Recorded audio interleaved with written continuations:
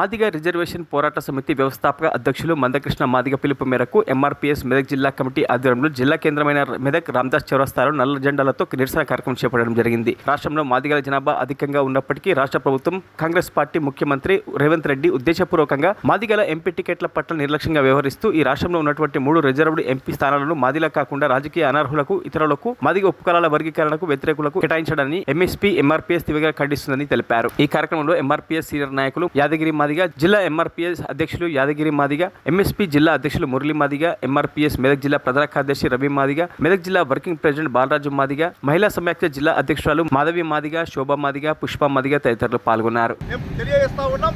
మరి ఏది ఏమైనా కేవలము మల్లు బట్టి విక్రమార్కి సంబంధించిన వాళ్ళకు కానీ గడ్డం వీళ్ళకు సంబంధించిన 2 కుటుంబాల ఆధిపత్యమే కాంగ్రెస్ పార్టీలో పెరిగిపోతుందనే విషయాన్ని మేము తెలియజేస్తా ఉన్నాం. దీన్ని మేము ఎంఆర్పీఎస్ పక్షాన తీవ్రంగా ఖండిస్తా ఉన్నాం. కేవలం మాల సామాజిక వర్గాన్ని వెనుకేసుకొని మాదిగలని తీవ్రంగా అణిచివేస్తున్న రేవంత్ రెడ్డి అనే విషయాన్ని గుర్తు చేస్తా ఉన్నాం. గతంలో ముఖ్యమంత్రి కేసీఆర్ ఉన్నప్పుడు మాదిగల్ని ఎలాగో అణిచివేసిండో ఇప్పుడు రేవంత్ రెడ్డి కూడా అదే పందాన్ని అనుసరిస్తూ ఉన్నాడు.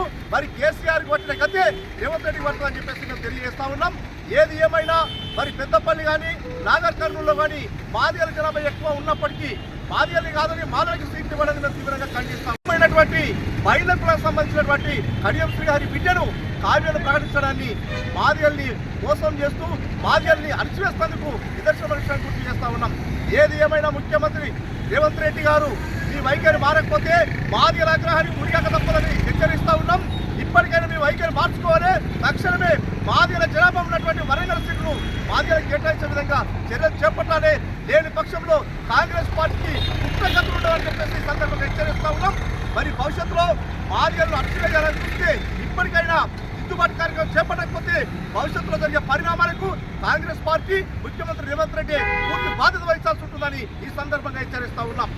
జై మాదిగ, గౌరవ శ్రీ మందకృష్ణ మాదిగ గారి నాయకత్వం. కాపాడుకుందాం మాదిగల ఆత్మ గౌరవాన్ని, కాపాడుకుందాం మాదిగల ఆత్మ గౌరవాన్ని. వర్ధిల్లాలి మాదిగల ఐక్యత, వర్ధిల్లాలి మాదిగల ఐక్యత.